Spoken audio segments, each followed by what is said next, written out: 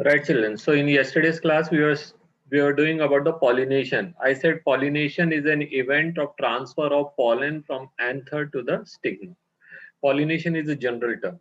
Pollination never guarantees that where the pollen is transferring from anther to the stigma of same flower, or different flower of the same species, or different flower from the different plant of the same species, or even pollen. Now see, most of the cases pollination is done by some biotic or abiotic agents. Now they don't know that which pollen has to be transferred where. So pollination can even be done between the two different plants of different species. Of course, such pollination is not resulting anything. They will, those plants, those pollen will not germinate also. So on the basis of type of pollination or kinds of pollination, that is what type of pollen is transferred, we are classifying them into two categories, that is self pollination and cross pollination. Self pollination के दो type है. Autogamy, जो मैंने कल आपको बताया, autogamy is the case in which the pollen is transferred from the anther to the stigma of same plant. ठीक है, autogamy in which the pollen of anther to stigma is transferred within the same flower. एक ही flower का pollen उसी के anther से उसी के stigma के ऊपर गिरेगा. Very common. ठीक है, but this type of pollination is not a very good one. Why? Because it will result less differences. Of course, sexual reproduction में तो difference तो आएगा ही आएगा, ये तो बात है. लेकिन वो difference किसके बीच में हुआ? फिर दादा दादी नाना नानी के characters के बीच में. ठीक है, parent तो same ही है.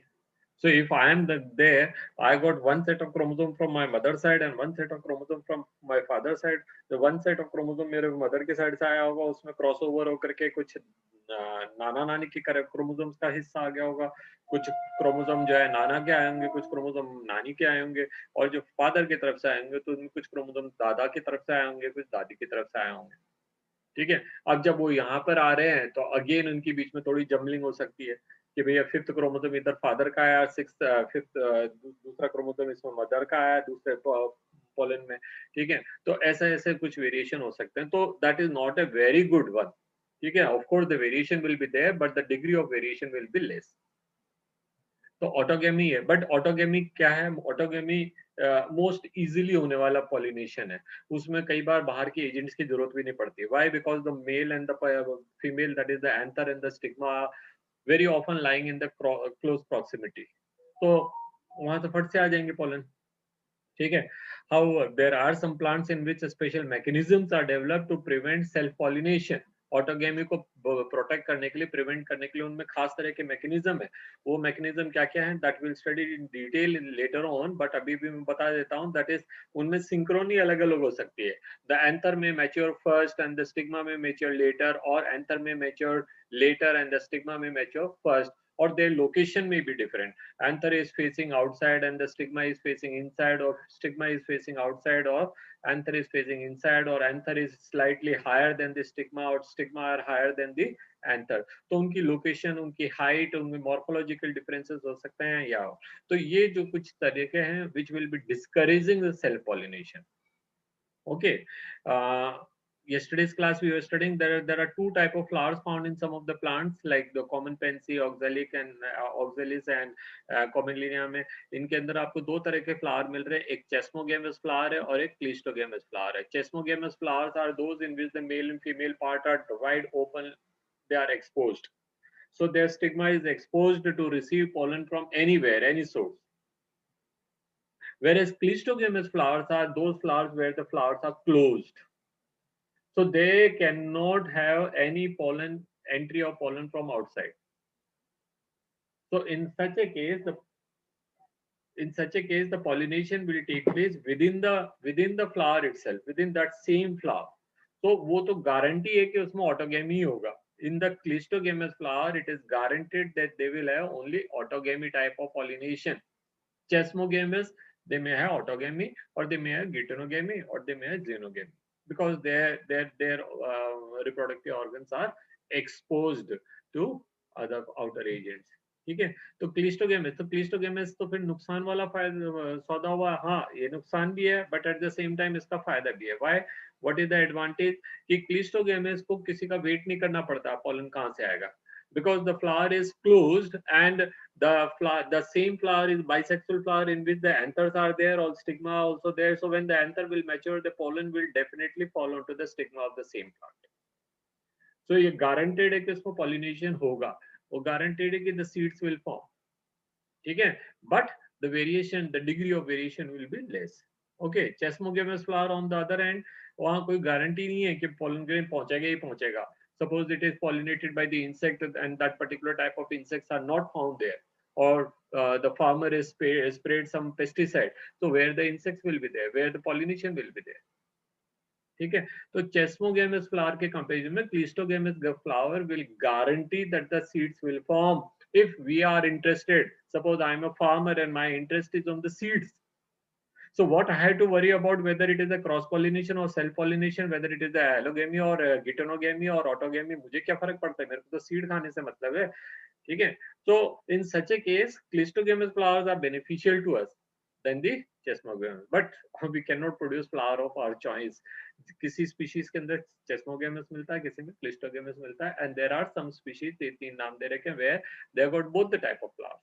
Okay, is it clear? Cleistogamous क्या है? Invariably they are autogamous, उनमें self pollination होगा, no chance of cross pollination leading to the as the pollen leading from outside into the stigma. And Cleistogamous flower produce assured seed sets even in the absence of pollination. उनको कोई guarantee, उनको कोई जरूरत ही नहीं है बाहर से कोई पॉलिनेशन करेगा कि नहीं करेगा, उनमें पॉलिनेशन होके ही रह गए. Do you think cleistogamy is advantage और डिसएडवांटेज? तो it is advantage in the sense कि it will assured seed formation if we are farmer or if we are cultivator. So for us the seeds may be more important than the variation. So for that way the Cleistogamous flower is a beneficial to us. Okay, but if we are looking about the variation for the plant point of view, then the Cleistogamous flower are less beneficial than the Chesmogamous flower where the cross pollination is possible. So logical answer है इसका, ठीक है, थोड़ा सा ध्यान देना. Light गिर गई है तो थोड़ा सा ध्यान देना कि किस जगह पे क्या आंसर लिखना है.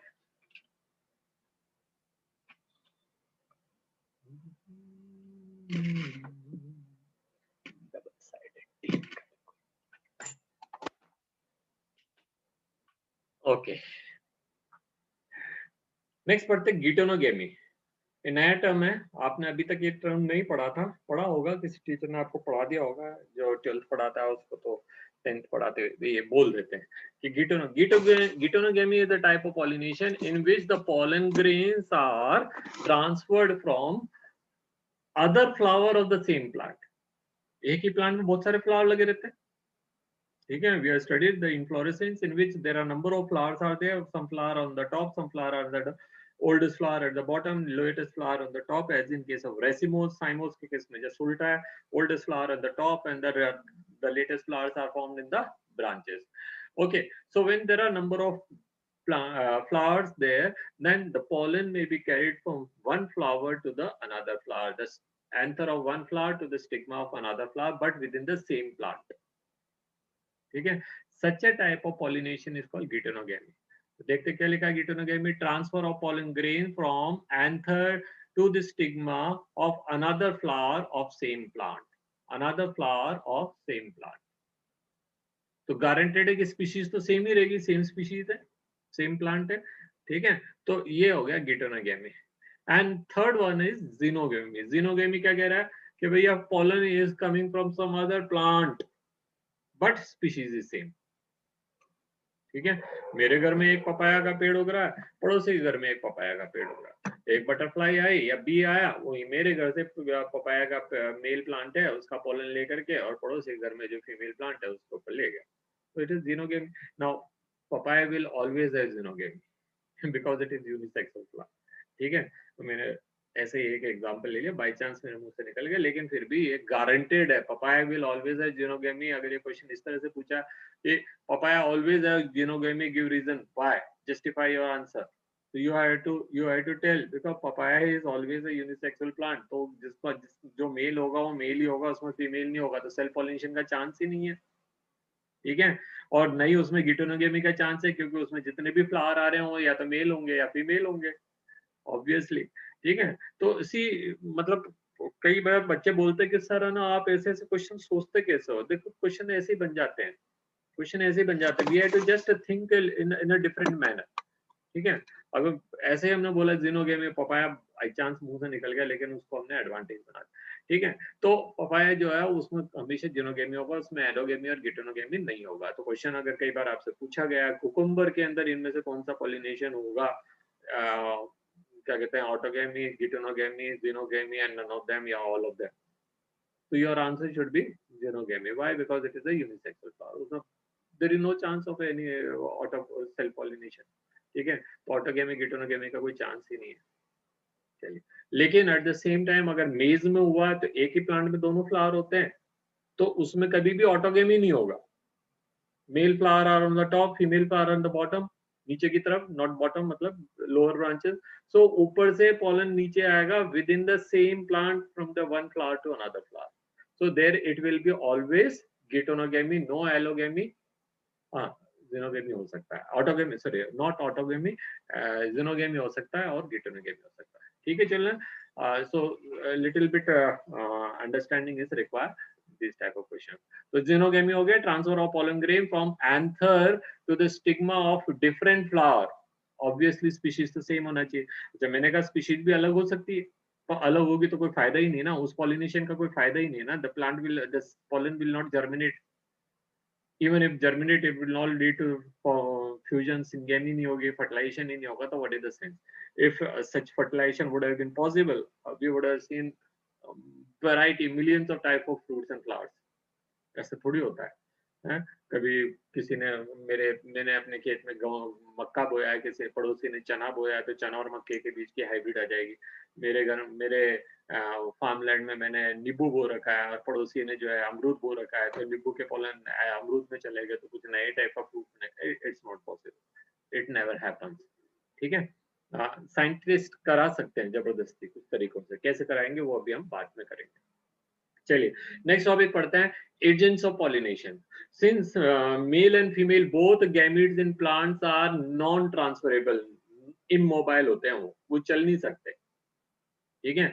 They do not any media to any organ to move from one plant to another और वन प्लेस टू अनदर। ठीक है। ना उनमें कोई विंग्स है, ना उनमें कोई फ्लैजिला है, ना उनमें कोई टंगड़ियां है, ना कुछ है। तो वो कैसे करेंगे, how they will move? So they will always be depending on some of the external factors. These external factors are known as agents of pollinators. So agent कौन-कौन से हो सकते हैं? They can biological agent and they can be abiological agent. First हम abiotic agents की बात करते हैं। Abiotic agent कौन-कौन से हो सकते हैं? It can be wind or it can be water. Wind pollination is very common. ठीक है। Wind pollination ज़्यादा common है and water pollination और hydrophily is less common. Wind pollination is called anemophily. Wind pollination is called anemophily. मैं यहाँ पे pollination को classify कर देता हूँ।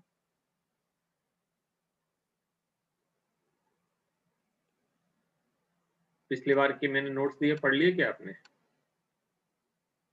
Yes sir. अच्छा, टेस्ट कब है? कल है कि परसों है, कब है? मेरे को पेपर बनाना संडे बता दो भाई, कब लेना है टेस्ट? परसों। परसों, मंडे को? That means I will not be there, बस पेपर मिल जाएगा आपको टाइम पे।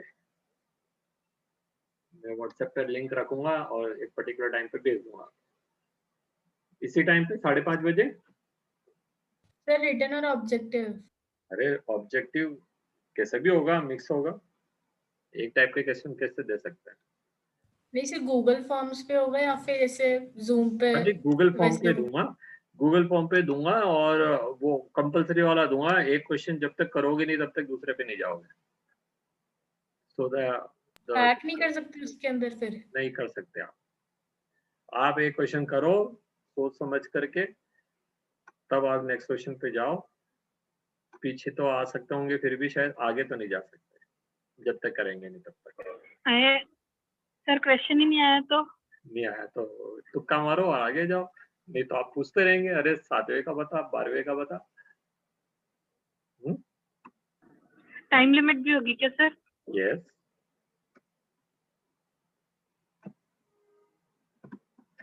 हम लोग के ऐसे ही आते हैं सीबीएसई की तरफ से test, transfer of pollen from anther to stigma is called pollination. चलिए, ये तो हम पढ़े नहीं थे, हम तो एजेंट्स की बात करते हैं, एजेंट्स ऑफ पॉलिनेशन। वैसे तो मैं आपको नोट्स दूंगा तो उसमें सब रहेंगे। तो इनको हमने दो में डिवाइड किया, ए इज अबायोटिक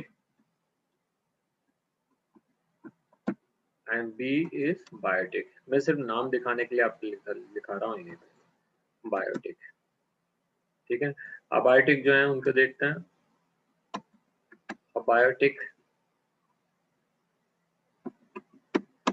पहला wind pollination,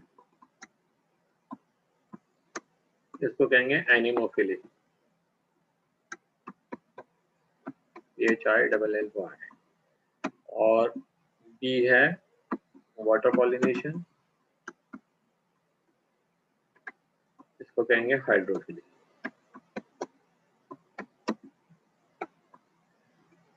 okay, biotic second one. Biotic can be different agents, most commonly insects. So by insects, इसको कहेंगे entomophily, ENTEMOPHILLY, entomophily. Second, by birds,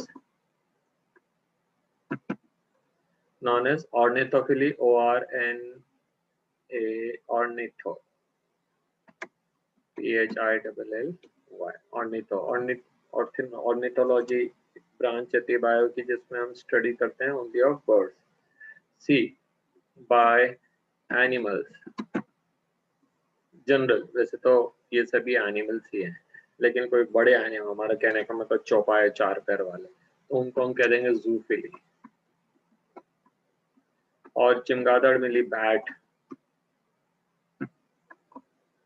bye bat, तो उसको कहेंगे कायरेप्टेरोफिली, CHIR, कायरेप्टेरो, PHILLY। So these are the agents. Okay, let us talk about यहाँ पे शायद water का पहले दे रहेगा, देखते हैं। Majority of the plant uses biotic agents for pollination. Only a small proportion of the plant uses abiotic agents. ठीक है। Pollen grain coming in contact with the stigma is a chance factor in both the water and wind pollination. Because दुनिया बहुत बड़ी है, पानी का body होगा तो बहुत बड़ा, विशाल सा पानी बॉडी होगा, तालाब है ना, कुआं हो सकता है, नदी हो सकती है, तालाब हो सकता है, पूल हो सकता है, पॉन्ड हो सकता है, लेक हो सकता है, डैम हो सकता है, कुछ भी। So no it is such a big and in which small flower. आप ये सोचे ना कि इतने बड़े विशाल से जल समूह के अंदर एक छोटा सा फ्लावर, उसके ऊपर एक छोटी सी जगह के ऊपर स्टिग्मा लगा है। What is the probability of a pollen to reach there? Very rare, ठीक है। It is something like that कि आपको ब्लाइंड फोल्ड करके आपके हाथ में डार्ट दे दें और बोले कि भाई सामने मारिए, है ना, एक पर्टिकुलर पॉइंट लगा करके, एक सर्कल बना करके, तो where will be the chance? ये तो फिर भी चांस रहेगा, फिर भी छोटी सी जगह, छोटा सा वॉल है उसके ऊपर ना, this is a big water body. And अगर वो विंड पॉलिनेशन है तो फिर तो सवाल ही नहीं होता, अथाह सागर है पूरा, हवा तो सभी जगह है, ठीक है। So the chances of pollination in both the abiotic factor, that is the wind pollination and water pollination, both are rare, ठीक है, वो चांस की बात रहेगी। To compensate this uncertainty and associated loss of pollen grain, the flower produce enormous amount of pollen grain as compared to the number of ovules available in the pollination. जब हम external pollination कर रहे थे previous chapter के अंदर, external fertilisation, तो हमने इन बात पे बात करी थी। हमने कहा था when the fertilization is taking place outside in water और in air, then enormous amount of male gametes required in compared to the female gametes. In plants, female gametes are found attached onto the plant body only. Flower में ही लगा रहेगा, ovary पे लगा रहेगा. But the male gamete had to reach there. So enormous amount. And जब हम bronchial afflictions पढ़ा रहा था, when the pollen grain के ill effects के अंदर, तो मैंने आपसे कहा था कि मतलब wind pollinating plant are producing enormous amount of pollen grains which are released in air and invariably we inhale them. ये तो आजकल हमारा ये चला है कोरोना के कारण कि we started putting mask, before that we were not putting mask. So we were inhaling large number of pollen grains, and they were causing various type of bronchial infection, bronchial afflictions like asthma or bronchitis, difficulty in breathing, allergy, redness of the eyes, and skin irritation, etc. etc. ठीक है. अब अगर mask लगा के रखेंगे तो थोड़ा बहुत फायदा हो सकता है. A little bit benefit can be achieved. Okay. तो ये वाटर पॉलिनेशन में कोई फर्क नहीं पड़ता, because that is inside the water. चलिए, पॉलिनेशन बाय विंड, एनिमोफिली, इसके बारे में बात करते हैं. Is common among the abiotic pollination. Abiotic pollinator जितने भी होते हैं उनमें सबसे कॉमन कौन सा है? Wind pollination. Wind pollination is a very common thing which is found in most of the serial, क्या कहते हैं, प्लांट्स जो होते हैं, गेहूं, जो ज्वार, चना, नहीं चना छोड़ दीजिए, चावल एंड ऑल. ठीक है. In all these wind pollination is there. ठीक है. So enormous amount, large amount of pollen grains are release in the air. ठीक है. अगर हम एक क्वेश्चन आपसे इस तरह से पूछें कि अगर एक राधे श्याम जी ने जो है अपने खेत के चारों तरफ बाउंड्री बना दी, वॉल बना दी 6 फीट ऊंची. ठीक है. So what ways it will be affecting the wheat production? उसको थोड़ा और सुंदर बनाने के लिए क्वेश्चन पेपर बनाने वाले ने उसने कहा कि भैया राधे श्याम के खेत में अक्सर चोरी हो जाती थी, या कोई बाहर से अब क्या foreign people used to come and they used to damage, और some animals used to come and they used to damage, or they used to eat away the large amount of plant. So to compensate this loss, he constructed wall. 6 feet ऊंची उसने wall बना दी. What way it will be beneficial? तो सब wheat के अंदर wind pollination होता है. 6 feet ऊंची आप दीवार बना देंगे, हवा कहां से आएगी? और जब हवा नहीं चलेगी तो विंड पॉलिनेशन कैसे होगा? पड़ोस के खेत का पॉलन तो आने से रहा, हमारे खेत का पॉलन भी नहीं चलेगा जब तक हवा नहीं चलेगी. जो साइड साइड के दीवार के सारे जितने भी पेड़ हैं उनमें तो कोई विंड पॉलिनेशन होने वाला नहीं. ठीक है. Wind pollination, the plants are based on wind. उनको तो हवा लगेगी, हिलेंगे तभी पॉलन निकलेंगे. पॉलन में वो फेदरी पॉलन है, थोड़े हल्के हल्के पॉलन है, तो वो उड़ेंगे. उड़ते मतलब ऐसा नहीं है विंग फ्लटरिंग विंग नहीं है उसमें, वो सिर्फ ग्लाइड करेंगे and they will reach there. ठीक है. So that is why. तो मैंने बताया ना आपको ये ट्रिकी क्वेश्चंस कैसे बनते हैं. Okay, so just be careful. Pollination by wind is more common among the abiotic pollination. Wind pollination also requires that the pollen grains are light. क्या क्या characters होने चाहिए wind pollination के लिए? Pollen grain should be light, हल्के होने चाहिए, so that they can be carried by air. It should be non-sticky. चिपकने नहीं चाहिए, नहीं तो वो निकलेंगे ही नहीं वहां से. They will not be released from the anther. They will remain sticky there only. ठीक है. So that they can be transported by the wind current. They are often possess well exposed stamens. ये दिख रहे हैं आपको pink colour के. ठीक है. So they are exposed. You might have seen those grasses. इसमें काफी सारे व्हाइट कलर के, ऐसा लगता है बहुत, मतलब दिखने में बड़े सुंदर से लगते हैं. थोड़े दिनों बाद जाते हैं तो आपको कुछ भी नहीं दिखता. वो जो व्हाइट कलर के पंखे जैसे दिख रहे थे उसके, they are actually stamens. And within some time, when the pollination is done by the wind, after some time you will not find any white feathery structure there. वो सारे pollen तो गए उसके. So they are well exposed. They are often, the entire inflorescence come together. काफी सारे flower जो होंगे वो सब एक साथ आ जाएंगे, so that the impact can be increased. ठीक है. तो well exposed stamen, the pollen are easily dispersed into the wind current. Large often feathery stigma. अब देखिए स्टिग्मा कैसा है? स्टिग्मा भी feathery है. So easily trap the pollen grains. थोड़े चौड़े रहेंगे, थोड़े बड़े रहेंगे. Unlike that insect pollination, वो छोटा सा बल्ब स्ट्रक्चर है, उसके ऊपर इंसेक्ट तो आएगा ही आएगा वहां पे. उसको इतना अट्रैक्शन दे रखा है नेक्टर सक करने के लिए, या कोई इंसेक्ट कीड़ा पकड़ने के लिए, या pollen grain खाने के लिए. It has to reach there. ठीक है. यहाँ पे कोई अट्रैक्शन नहीं है, हवा के लिए कोई अट्रैक्शन नहीं है, pollen grain के लिए कोई अट्रैक्शन नहीं है. तो it is totally depending on chance. So to trap it, there pollen, the stigma are feathery. Okay. Wind pollinating flowers are often have a single ovule in each ovary, and numerous flowers are packed in the inflorescence.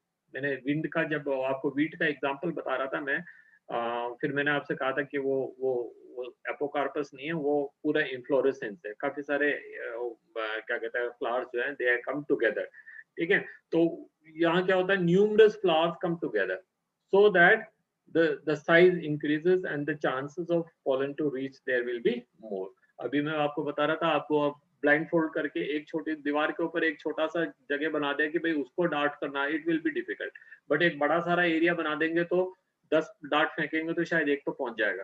तो similarly when large number of flowers are come together तो inflorescence बड़ा हो जाता है ना, तो वहां पे चांसेस ऑफ पोलन के रीच होने की ज्यादा रहेंगे, बजाय इसके कि एक सिंगल फ्लावर कहीं पे हिल रहा डुल रहा है और उसके ऊपर पोलन आके गिरे, there will be rarest of rare event, ठीक है। A familiar example of corn cob के अंदर मक्के का जो भुट्टा रहता है उसमें जो टसल्स निकल रहे हैं, ठीक है, वो ईच फ्लावर का एक टसल निकल रहा है, हर फ्लावर का एक स्टिग्मा, एक स्टाइल और एक ओवरी, ठीक है।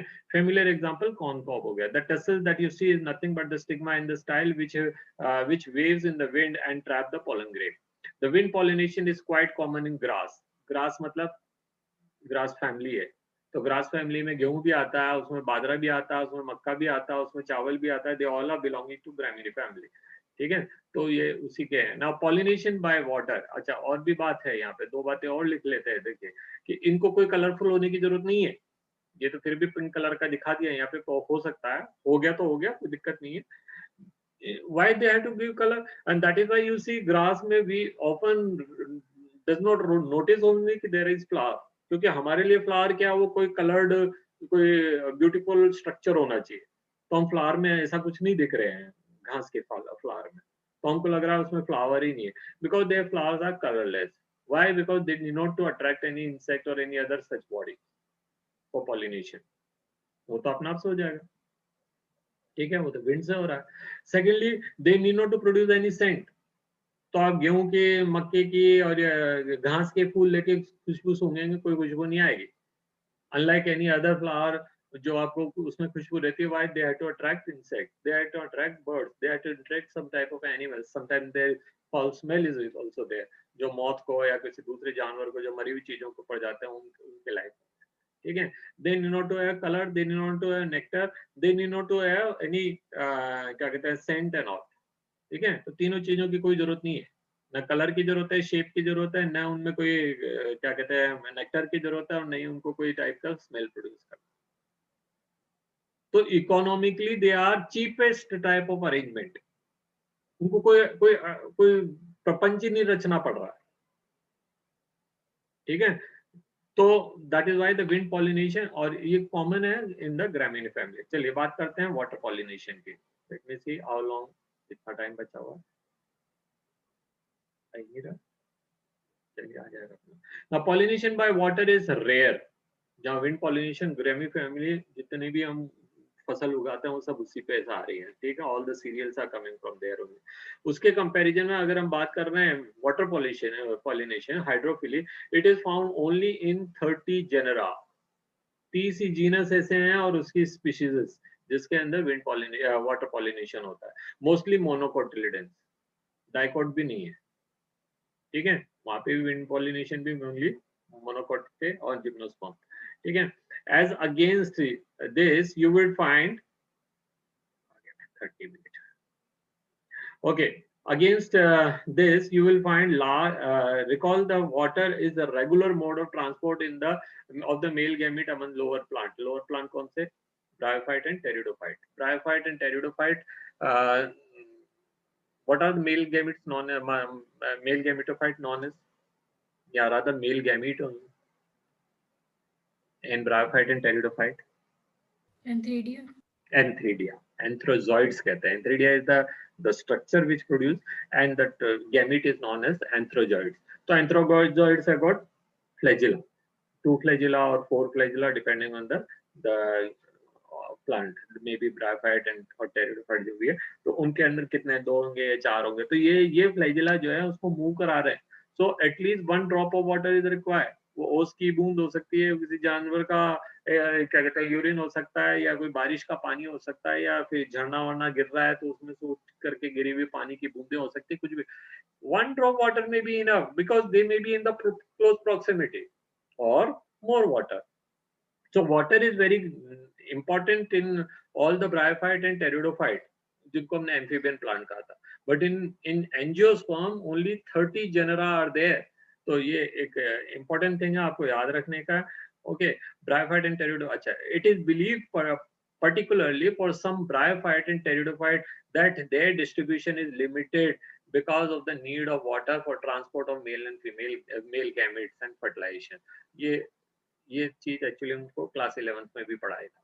ठीक है, तो जनरली ये क्वेश्चन इस तरह से पूछते हैं कि why bryophyte and pteridophytes are found close to the water bodies. तो भैया उनको पॉलिनेशन के लिए पानी चाहिए. अब सूखी जगह पे कहाँ पानी आएगा?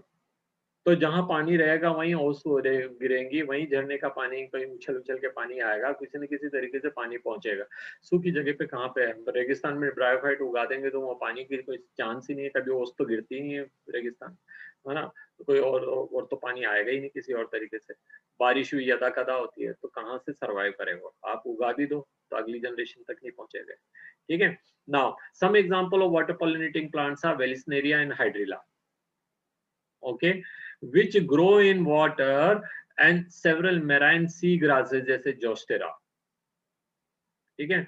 Not all aquatic plant, very important line, क्या लिख रहा है? Not all aquatic plant use water for pollination. In majority of aquatic plants such as water hyacinth, water lily, flower emerges above the water and are pollinated by insects or by wind in most of the land, जैसे कि most of the land plants. समझ गए ना? Though they may be in water, though they are surrounded by water, but वो अपने flower को बाहर निकाल लेंगे पानी से. And they will be more, because the pollination by insect is more sure than the pollination by water. ठीक है. तो फिर क्वेश्चन आएगा कि फिर सारे प्लांट क्यों नहीं बना लेते? तो भाई ये एनर्जेटिकली एक्सपेंसिव है. फ्लावर बनाना जो है वो उसके लिए थोड़ा ज्यादा डेवलपमेंट चाहिए था, उसके लिए ज्यादा सेल्स चाहिए, टिश्यूज चाहिए, तो वो हर किसी की बस की बात नहीं थी. तो लोअर प्लांट कहाँ से बनाते हैं? तो that is why they are still depending on the water pollination, and the higher plant develop better mode. उन्होंने रंग बिरंगे पेटल्स बनाए, अलग अलग शेप के पेटल बनाए, उसमें खुशबू भरी, उसमें कुछ नेक्टर भरा. तो ये सब उनके प्रपंच है, ताकि आओ भाई आओ और हमारा पॉलिनेशन कर जाओ. ठीक है. चलिए बात करते हैं वेलिस्नेरिया की. In Vallisneria female flower reaches to the surface of the water by long stock.